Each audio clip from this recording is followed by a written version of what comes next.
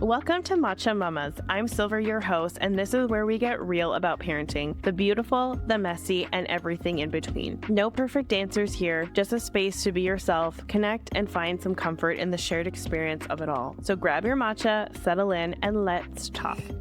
Mama.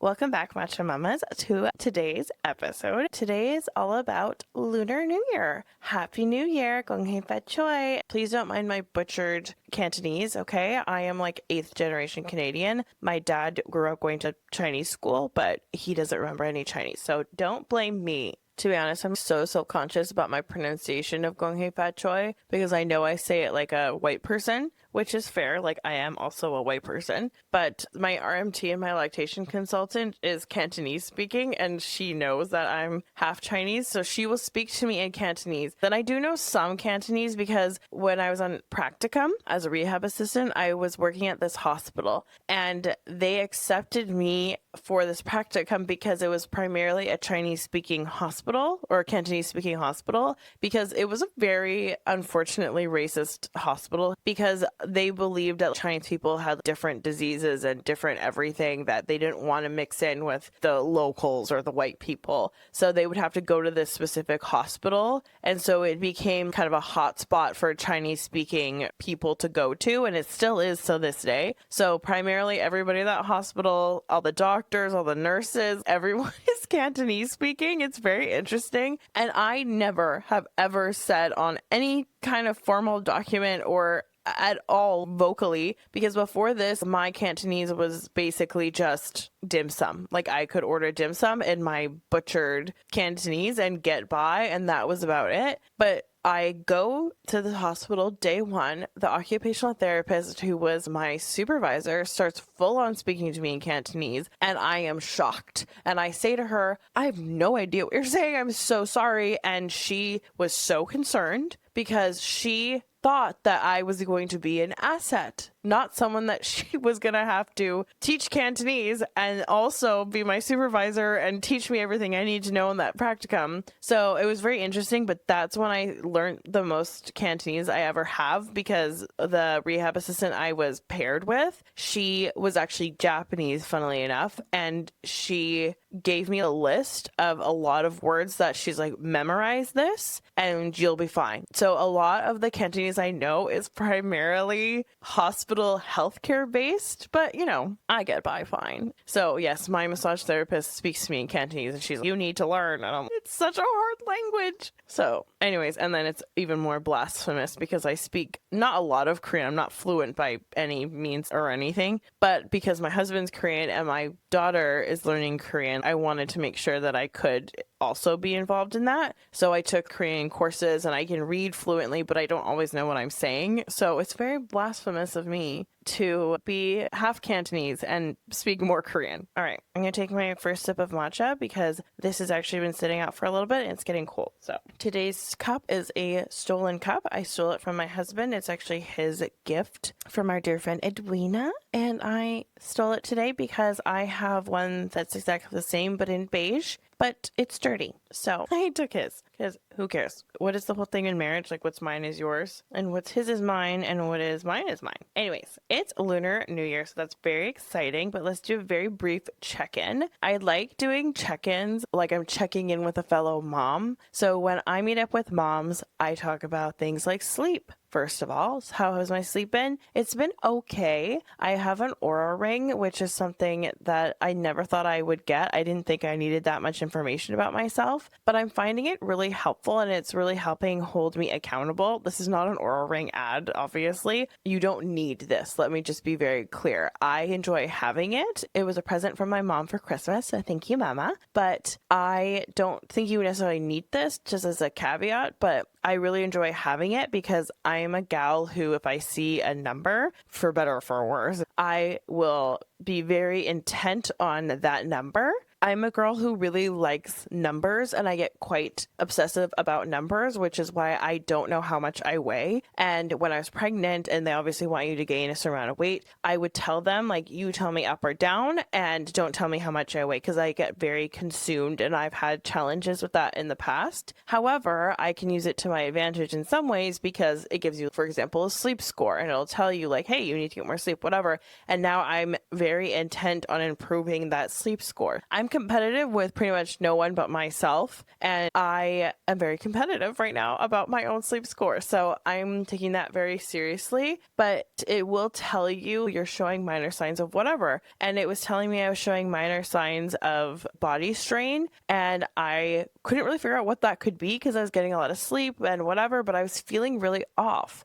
And then it told me, oh, you're in your luteal phase. I'm like, oh, that makes sense. And then yesterday I woke up and it was like major signs of body strain. How is that possible? Because I've been sleeping really well and then I get my period. So I'm like, that makes sense. It's funny because I saw somebody who found out they were pregnant with their Aura ring because it said that they had major signs of body strain. And then they took a test and they were pregnant. So I think that's really interesting. Anyways, sleep has been okay. I just feel a bit off because, I'm on my period right now. So that's really fun for me. In terms of my daughter's sleep, she slept through the night for the first time since September, and we are now in February. So that was really fun. It was exciting, but at the same time, she has not slept since we went to Nova Scotia last year. Before then, she was pretty much asleep through the night every single day. And then we traveled, and I think that just threw her off. And then we were kind of co-sleeping because she wasn't sleeping very well at my friend Jem's house because we went to go visit her and her boys. I guess her husband too. I guess he's a boy. He's included in that. So we went to visit the new baby, so I was very happy about that. I missed them so much. I pretty much cry about her and her sons like maybe daily, sometimes twice, because I miss them so much.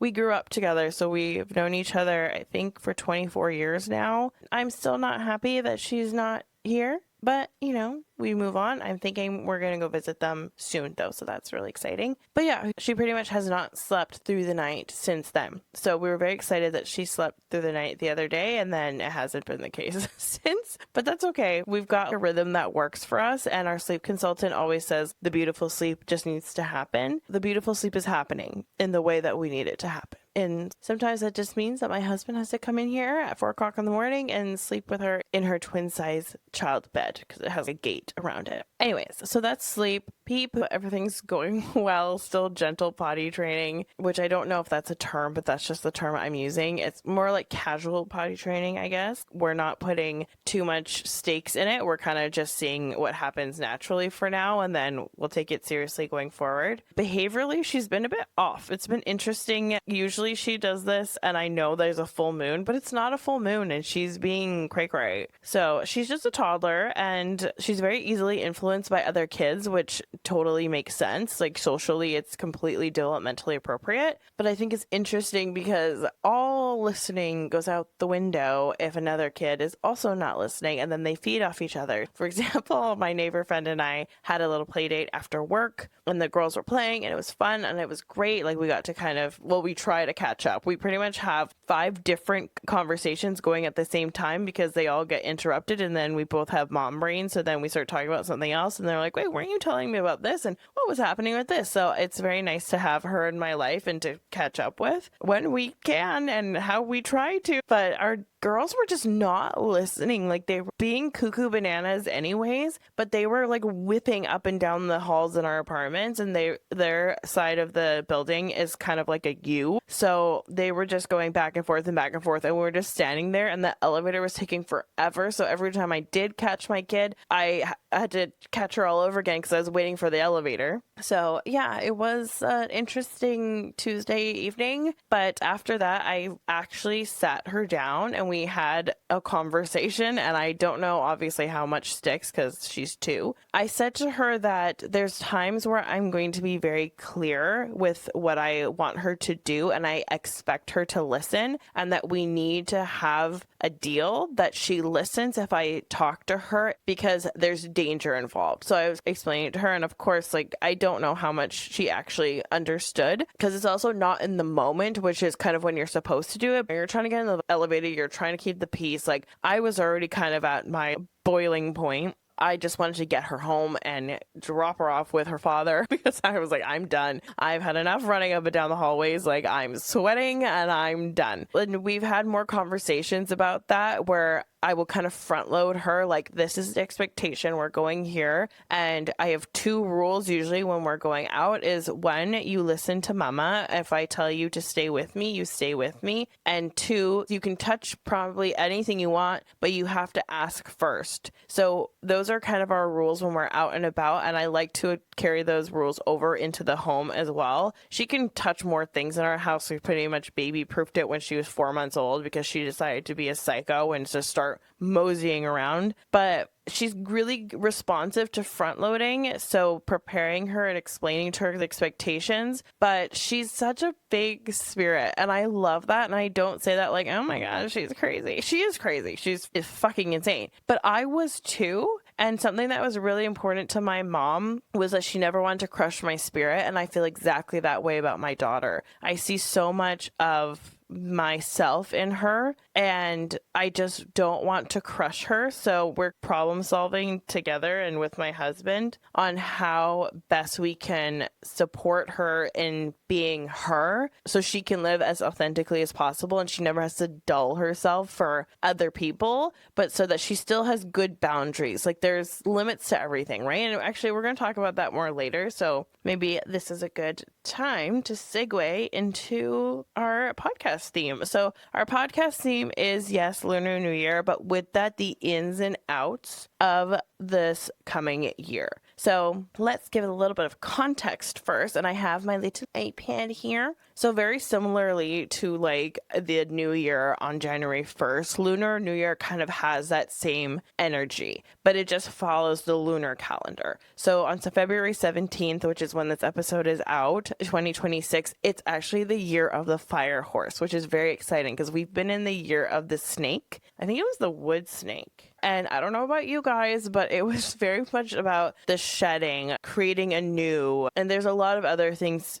to do with the snake, but we're not talking about the snake. We're talking about the horse, because it is the year of the fire horse.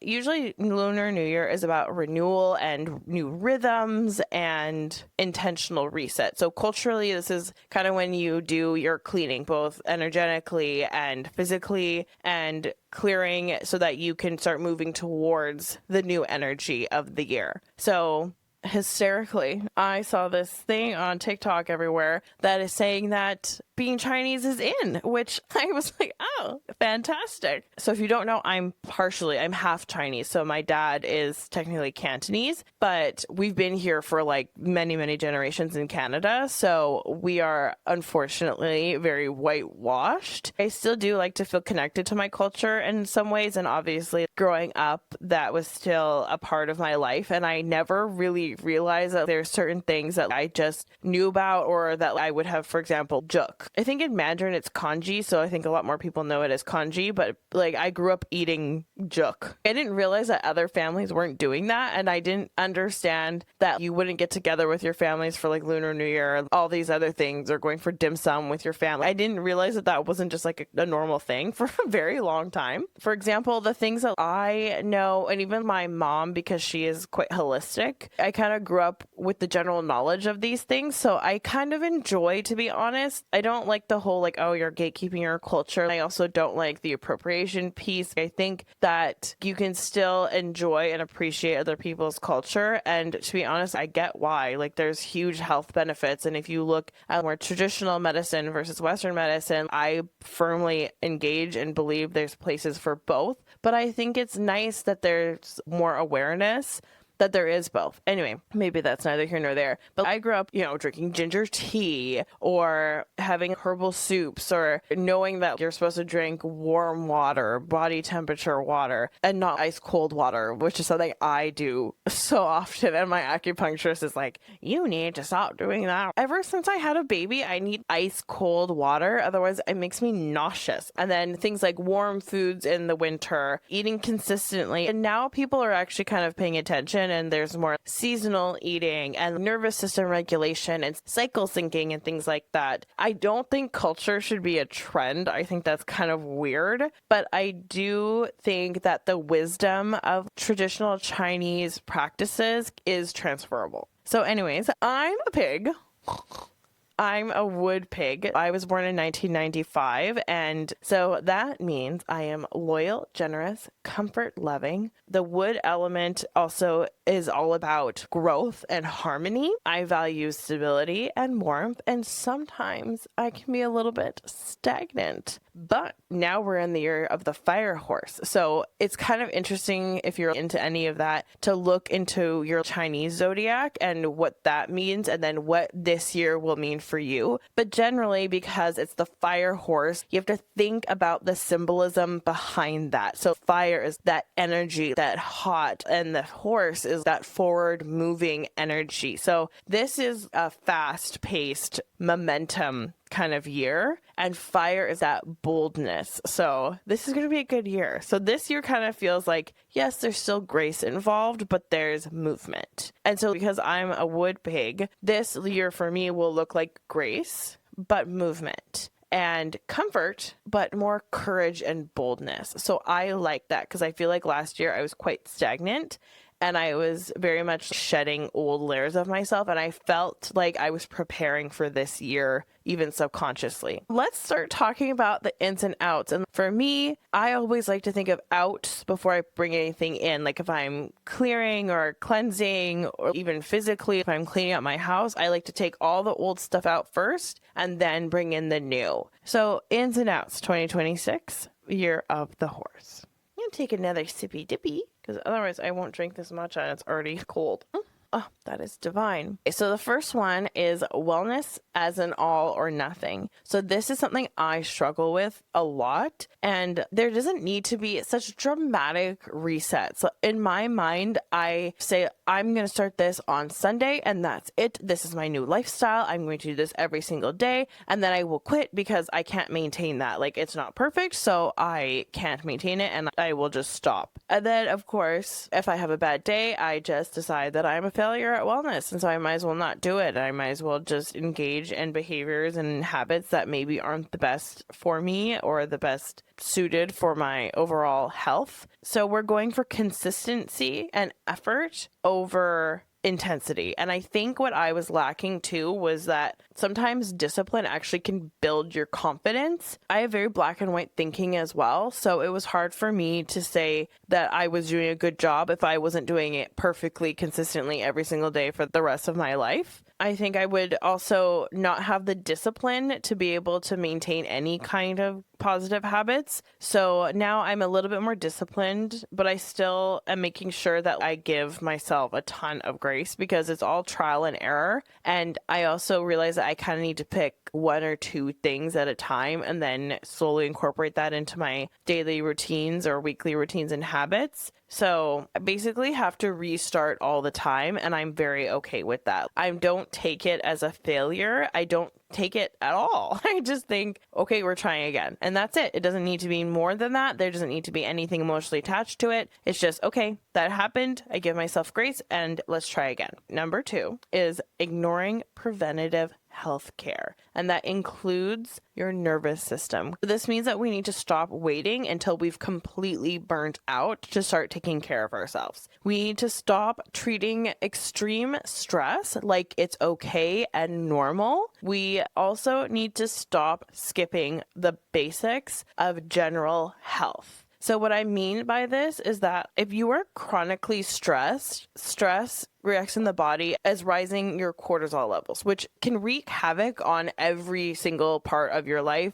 internally and externally. But the higher our cortisol, the more our body is stuck in that survival mode. When you're stuck in survival mode, your body can't operate effectively. So it kind of starts to shut down certain elements of what your body normally would do so that it can help you survive. So cortisol can affect your mood, it affects your sleep, It affects your patience. It affects your blood sugar levels. If you're not actually managing your blood sugar levels, it can impact you emotionally. So even the basic things, am I hydrated? Did I eat today? Did I get enough sleep? Did I shower today? Did I go to the bathroom today? It can be the basic things like that. But I also encourage you, especially if you have a job that has benefits, which is something that I talk about a ton because I use my benefits to the max, because why wouldn't you? So doing things that are preventative, I like to go to acupuncture, I get RMT, I get osteopath sometimes. Just doing things to take care of myself ahead of time so that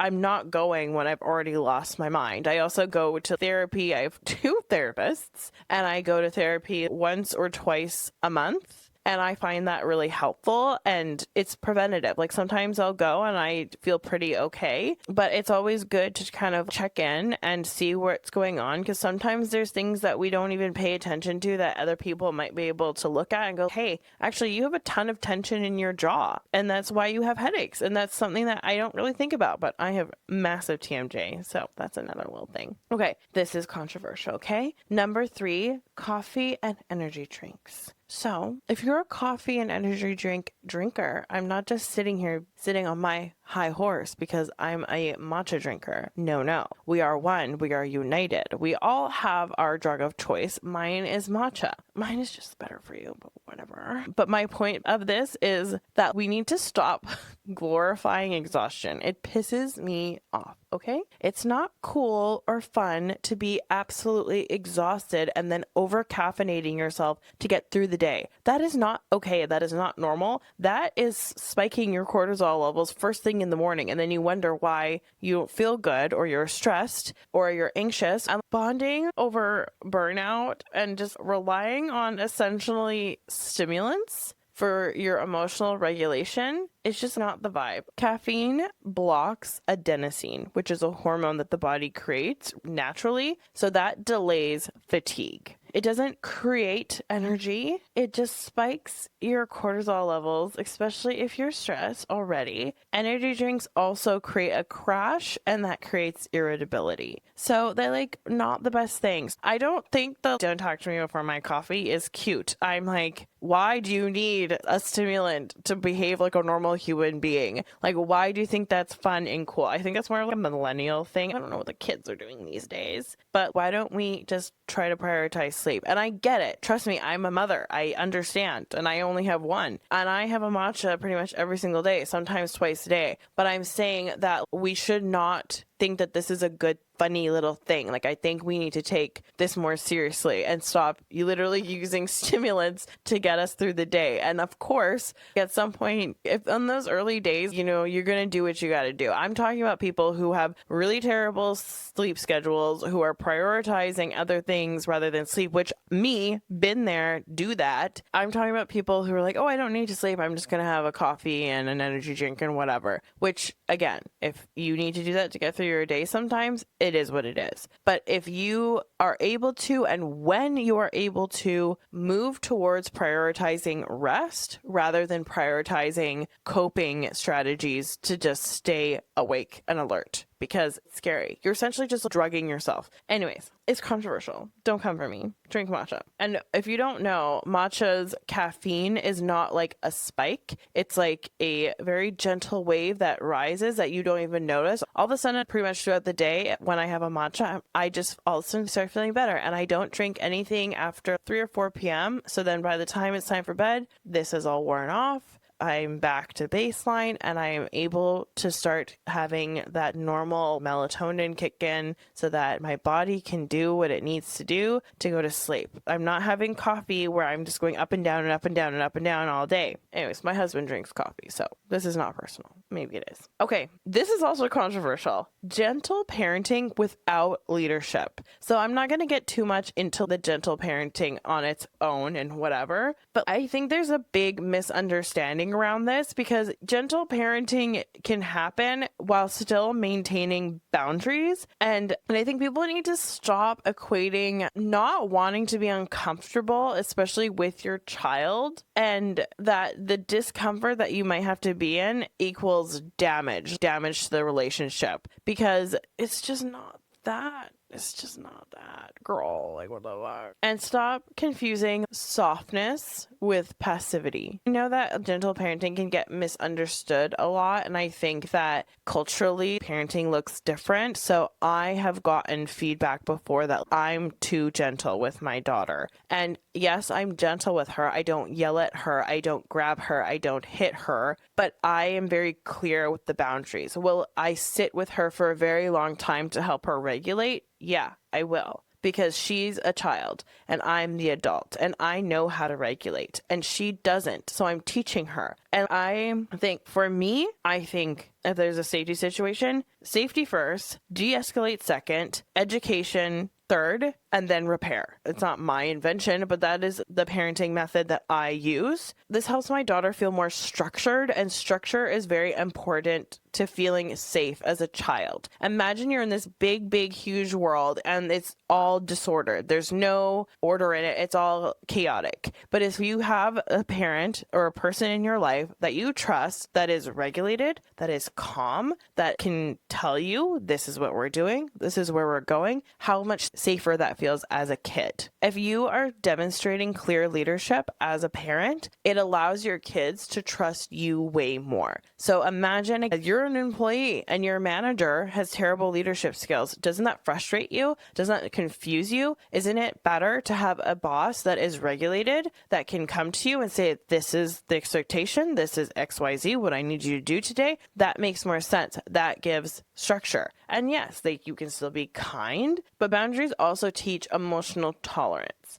And we are teaching our kids, and the best way to teach them is by modeling. So gentle parenting is more so about that, being there for your kid. And I just am tired of seeing people online, either one, bashing gentle parenting, which I get why, because there's a lot of people on the internet who are just not parenting their kids, and it's easier for them to not be uncomfortable and just let their kids run rampant and yell and scream and be rude to you and to other people, and then we're shocked when our kids aren't listening. It's just, again, it's controversial, but we're having a controversial episode. But essentially, be okay as a parent with sometimes being perceived as the bad guy or making your kid a little uncomfortable. As long as you focus on the repair afterwards, that is way more important than what happens before. Obviously, do not abuse your children, but you know what I mean. Okay, the other thing, so I am not a speech language pathologist, but when I was in school and trained as a rehab assistant, we get trained in speech and language pathology. So I've done a lot of speech and language training and education, and then I was also a behavioral interventionist for many years. So the way I teach and talk to my kid is maybe different from the average Joe. A lot of the parents that I'm friends with also have a healthcare developmental education background. So it's very interesting. We all kind of interact with our kids the same way. Number 5 is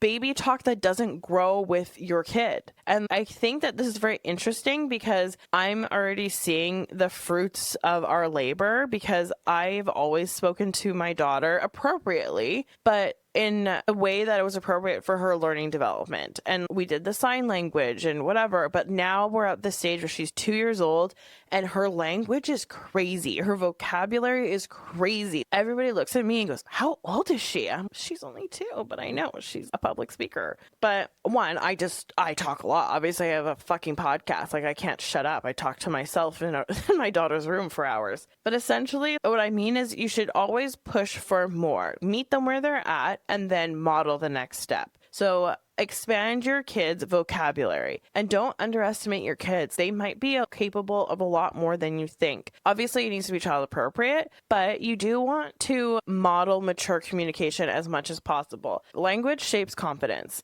Being able to communicate exactly what you're looking for and what you need builds so much confidence. And emotional vocabulary builds regulation. My daughter will say to me, I'm frustrated, I'm sad, I'm angry, or I'm happy. It's easy for me to support her because I know exactly what she needs, because I've taught her how to ask for it. And I think that will do her very well too in the future, especially being a woman. Well, she's a baby, a little baby girl, but when she develops and grows into a woman. And often I find, you might be surprised, that kids will rise to the expectation. You don't want to put too much pressure on them. But for example, even today, my daughter was asking me for this new snack that she really likes and she wanted more of it. So she looked at the bag, she points and says more. And I'm like, oh, let's try that again. We say, I want more, please. And she goes, I want more, please. I want more snack, please. And she goes, I want more snack, please. And I'm like, amazing. And then she gets the snack as the reward. Like, it's a natural reward. And then we practice. And then the next time I didn't have to prompt her. She just looked at me and she went, I want more snack, please. And it's great. So I always model and then ask for more. And then for her pronunciation, I will get her to watch my mouth.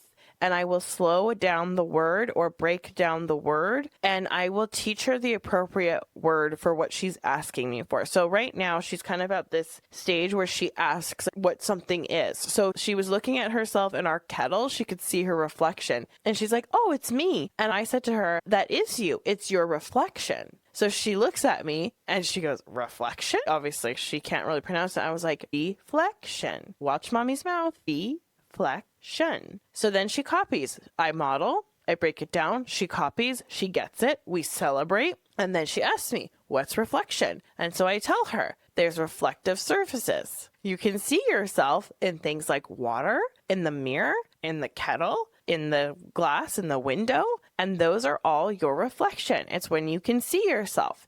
And she gets it. So she knows. And then she's excited and she's happy and she has a new word and she likes it. So then now she looks at herself and goes, my reflection. And I'm like, yes, girl. So don't be afraid to try to push. Obviously, I still talk to my baby like she's a baby. I still go, oh, you're the cutest baby in the world. Like, who's the baby? Like, whatever. But anyways, that's just an example. Sorry for the little education session. Okay, this is really funny. And please, if you're a parent friend of mine listening to this podcast, just know we are really friends. I don't share that I have this podcast with people who aren't really my friends. So number 6 is pretending we're best friends because our kids are. So you don't need to. I've had a mom who's really pushing to be friends with me while simultaneously judging me and judging my child. And I'm really not interested. Let's stop this forced friendship. I have no obligation to be friends with you if I don't like you. And it's just not worth my social battery. It's just not. Does that make me a bitch at daycare? Perhaps. But I'm nice. I say hello. I say, how are you? How's your kids? When they say, let's get together for a play date, I say, sure. I'm nice. But I go, yeah, for sure. I'll let you know. And then I just don't. And that's fine. I'm not going to feel pressured or pushed. Like, this one mom is really gunning for me and I'm so not interested. You are not very nice and I'm not wasting my time with you. Your community, especially in parenthood, should be safe and energizing, which is shocking to say as a parent, but it should be aligned. Alignment matters a lot, especially with the energies you have with other parents. It should be aligned. Otherwise, you guys are going to get frustrated. It's going to be artificial and there's no point in that. There's no time for that and there's no point. Proximity does not equal connection. You do not need. And keep this for your whole life. Just because you have a coworker who really wants to be friends doesn't mean you have to. It's okay. Number 7, over-explaining boundaries. So this is something that I've had to learn throughout my whole life and still am learning. So what I found is that I need to stop over apologizing. I had to stop over explaining. I had to stop writing these essays and I had to stop managing their reaction to my boundaries. Clarity is kind, okay? Clarity reduces stress. Clarity saves time. Boundaries also tend to lose power if they're over defended. Like, it's that doth protest too much kind of vibe, because you should not have to say no, thank you, I'm not interested. You should not have to say anything past that. And if they can't have an adult reaction, that is for them to manage. And I say this to myself. I'm speaking to myself. That is hard for me to understand as well, but how they react is none of your business. Number 8, feeling like we have to buy everything new. So this is something that I've always been very passionate about. I'm a huge proprietor of Marketplace, and I understand that because I live in Vancouver and everybody uses Marketplace here, that it's very easy. We thrift, we do all those things, and it's very easy for me. I know that it's not as easy in other places to do that, but my motto, because I also try to live as sustainably as possible. And less so in my motherhood because I did go for ease and I fully dove into consumerism as a method of survival, which was not good for me. It wasn't good for the amount of dopamine hits I was getting from it, and it wasn't good for my bank account. So I can say this as someone who's been on both sides, where I literally was a nothing new kind of gal. Like everything I purchased was either traded or purchased secondhand and upgraded, all those things. And I still tend to do that. I will always look for a secondhand option first. There is a level of ease that I want to encourage you that it's okay, because you're not going to be able to sometimes find what you need for your kid or for yourself in motherhood or out of parenthood or whatever easily. And sometimes ease is just the best thing for your energy levels. But I think consumption is getting crazy now, like the capitalistic life we all live, which is almost feeling inescapable at this point. It's just not good for us. It's not good for our environment. And try to use what you already have. It's okay if it's not like the newest or the shiniest. And I'm a very, I need things to be aesthetic kind of gal, but you can find that. You can find that. People look in my apartment, they're like, oh my gosh, your table is incredible. I'm like, thank you. It's from a boardroom of an office building that I fought this lovely man for so I could get it for $80 when it's a $800 table. And it's fantastic and beautiful, but that's something I really like to do, especially with kids, showing that you can still have an aesthetic vibe, even if it's DIY'd. I wanted a new quilt, and I asked my cousin, can you make us a new quilt? Easy. Not everything has to be purchased new, and I love a good thrift shop, and kids love that. I take my daughter sometimes to a thrift store, and kids love it, and I think it's really good to show kids that it's the priority should be using what you have, saving the environment and saving money. I think that's never a bad thing to teach your kid. Okay, let's keep going. So number 9 is gatekeeping. Gatekeeping is out. What the heck? Unless you don't like the person, to be honest. If you don't like the person, gatekeep away. If they're a not so nice Nelly, gatekeep away. This whole podcast, I don't gatekeep. I don't gatekeep anything. Someone says, oh, I like your hair. Oh, this is exactly what I do. This is exactly what I have done. This is what products you should use. This is how to get them cheaper. Like, this is how to buy them, whatever. Like, I'm not a gatekeeper unless I don't like you. Just saying. Communities thrive off of sharing. And that's what we're all doing here, Matcha Mamas. We are sharing. We do not gatekeep here. And scarcity mindset keeps women small. And we're not about that. We're about building each other up and making each other's lives as easy as possible. Collaboration builds strength in communities. And that's what we are doing here. My whole podcast and my whole intention is, what do I wish someone had told me? So I like to live by that rule, where if you ask or not, I'm going to try to give you information that'll make your life easier. It's up to you if you want to take it or not. Anyways, okay, that is all our outs. Let's move into our ins. Number 1, grace and forward motion. So we talked about the year of the horse. That is the vibe. It's totally okay to feel your emotions fully. Absolutely. But then we need to move away from that. Compassion and then also accountability, you know? Because what I have found that stagnation and sitting in that guilt, it just breeds shame, and you can't really go forward with the shame. You need to let it go and you need to move forward, and you need to learn how to do that very quickly. Water off your back, just keep going. And the more you do that, the easier it's going to be, and the more it's just going to be routine for you. In the last episode, we talked about not taking things personally. Don't take it personally for yourself and for others. If someone tells you something or you fucked up, say, I'm sorry. Won't happen again. Water off the back, move forward. There's no point lingering in that shame. That doesn't do anything. That just, yes, breeds stagnation. Number 2,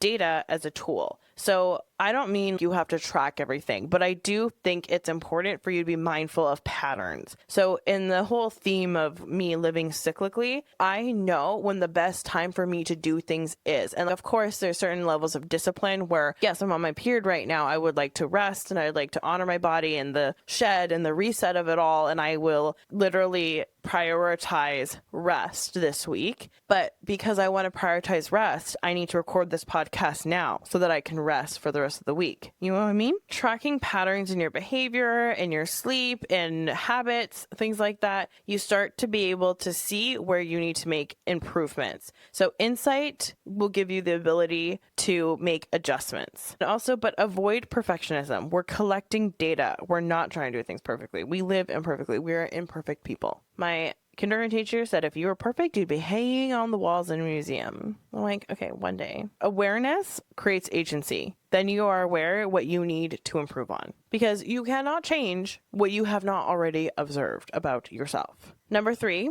intentional rituals. So for me, obviously, matcha is a huge intentional ritual for me. It's a very mindful thing. I take my time with it. I do it properly, and that feels good. Having consistent morning routines, consistent bedtime routines, and start stabilizing your little habits. That will make a huge difference for you, because rituals build safety, and we feel good, we feel safe in those, because repetition helps calm the nervous system. Being consistent for yourself, being consistent for your kids, that builds safety, that builds trust, both in yourself and in your kids watching you do that. And hopefully they will start to build their own routines as well. Like my daughter has a very specific bedtime routine that she feels safe in, because she knows what's coming next. She knows what the expectation is, and that feels good for her, and that feels good for a lot of kids, and that feels really good for me, because I'm a big child. Something I'm doing this year that's also an N, number 4, is paper planning and journaling. I moved away from paper planning and journaling because I wanted to be sustainable, blah, blah, but I'm not a digital girly. I like to write things down. I like to do brain dumps. I like to write things down by hand. I remember much better that, and it helps me kind of focus and be reflective.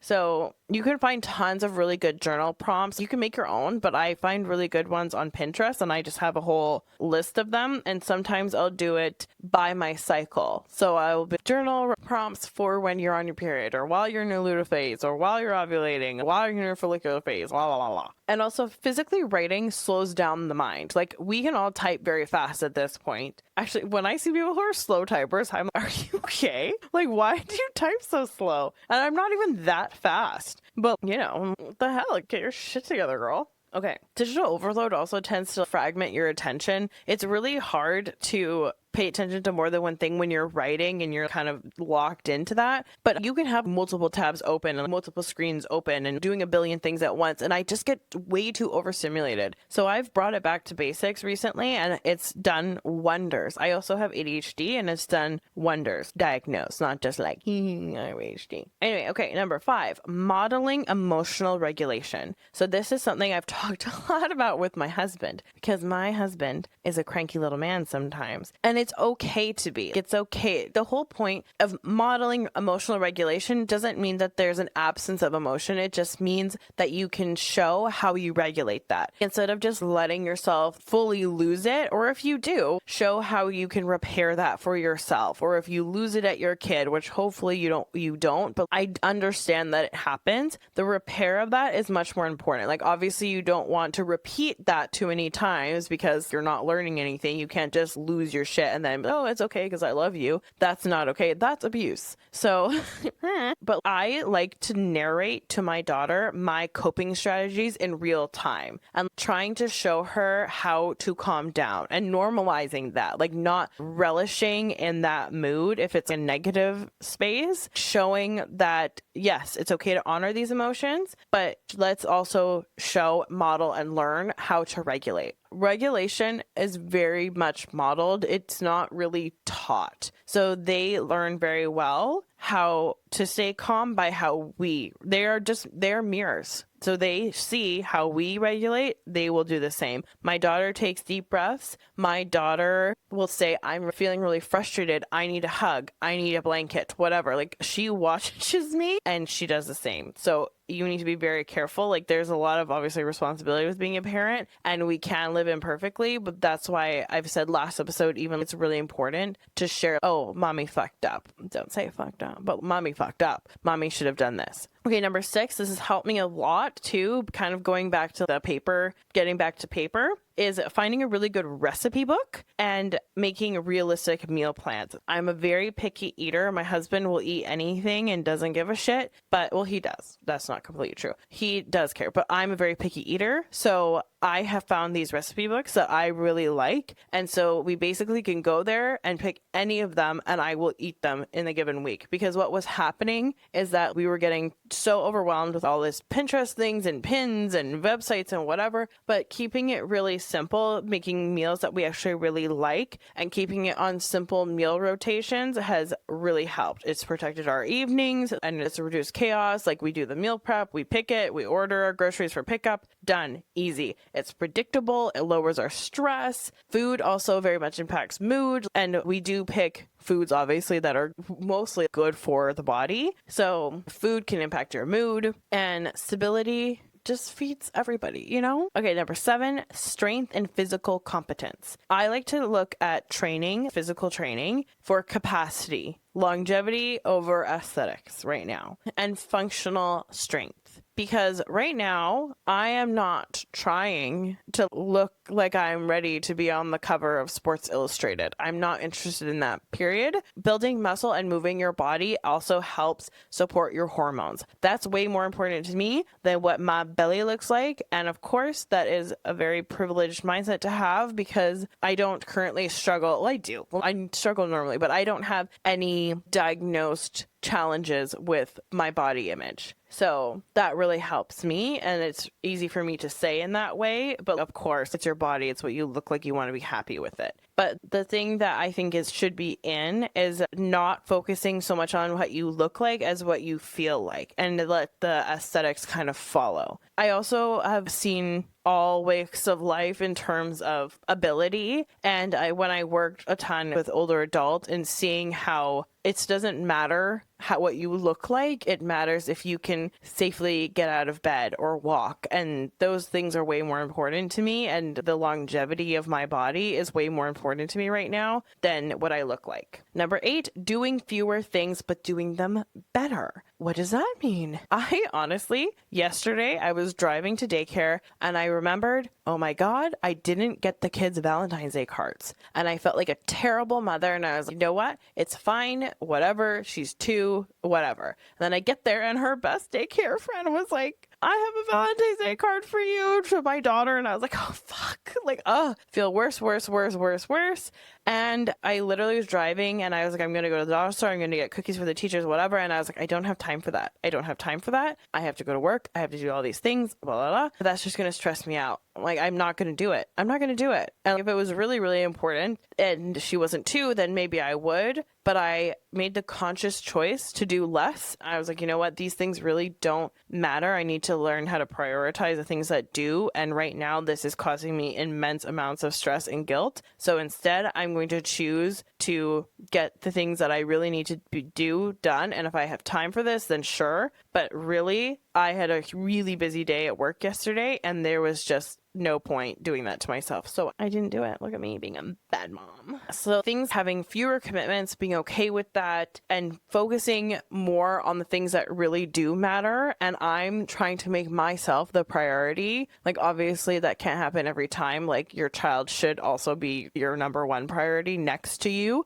I think that they are just as equally as important, yourself and your kid. Because if you're not doing great, how are you going to support your kid? So yes, scattered efforts just drains your energy, and it's not focusing your energy on the things that really do matter. So instead of thinking, oh my God, I need to get Valentine's Day cards, I need to get cookies, I need to do this, whatever, think about what really matters and just focus on that. The rest, it will pass. I texted my daughter's daycare bestie's mom and I was like, I'm a terrible mother and I did not get your daughter a Valentine's Day card, but she loves you. And we're like, okay, it's fine. Like, we're moms. Yes. Okay. Last one that is in protecting your attention and your time. So this goes very much with the last one, but that's single tasking, finishing a task before you start another one, talking to myself, not engaging in the chaos, and paying attention to what really truly matters. Attention and energy is currency, and you need to learn to use it wisely. Focus, consistent focus and effort will build results. Drama, which I love, drains your energy. So I always ask myself, what is actually mine to carry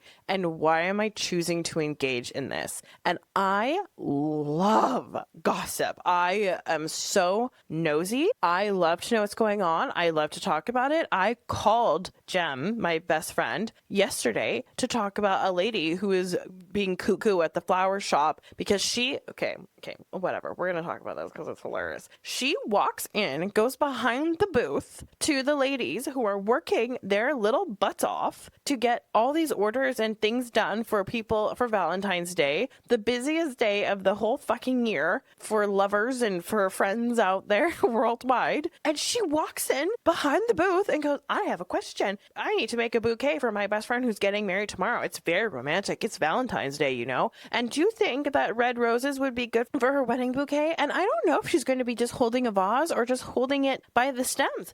Oh my God, girl. Like I was like, this is, yes, give me more.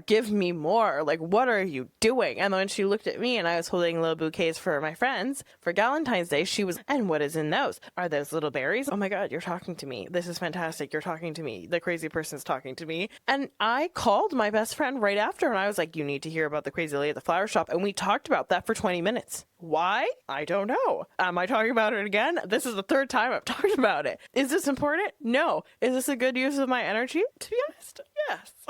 It's so fucking stupid.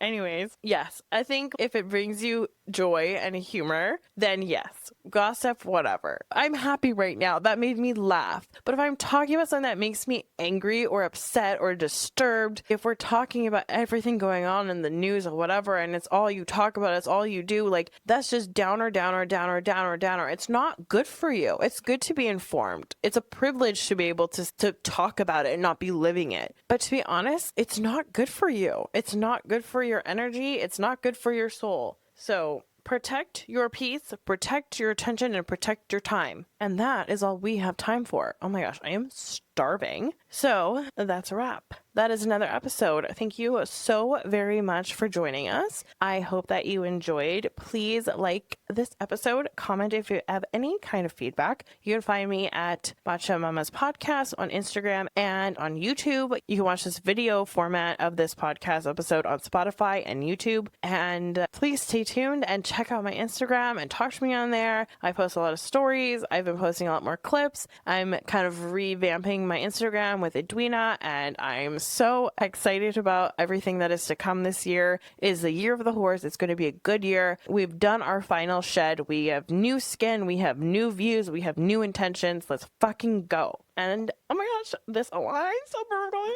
I am on my last sip of matcha. So thank you so much for joining me for another episode. And until next time, Mama, keep pouring into your own cup. Cheers. See you in the next one. Bye.